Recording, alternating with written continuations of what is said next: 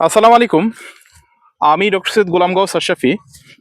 আজকের এই ভিডিও বার্তায় আমি যে বিষয়টা নিয়ে কথা বলবো সেটা হলো গ্যাস্ট্রিক এর সহজ ঘরোয়া চিকিৎসা।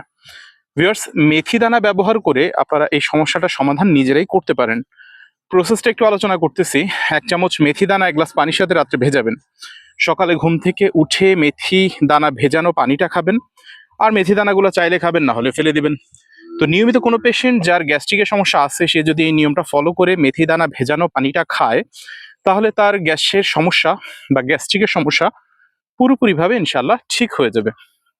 আর এটার কোনো সাইড এফেক্ট নাই, যে কোনো ধরনের বয়সের পেশেন্টই এটা ব্যবহার করতে পারবে। আর এটা ওয়েল প্রুফড। ভিউয়ার্স, আমি যেভাবে আলোচনা করলাম হয়তো বা কারো কোনো প্রশ্ন থাকার কথা না, বাট তারপরে যদি কারো কোনো প্রশ্ন থাকে so you can ask me.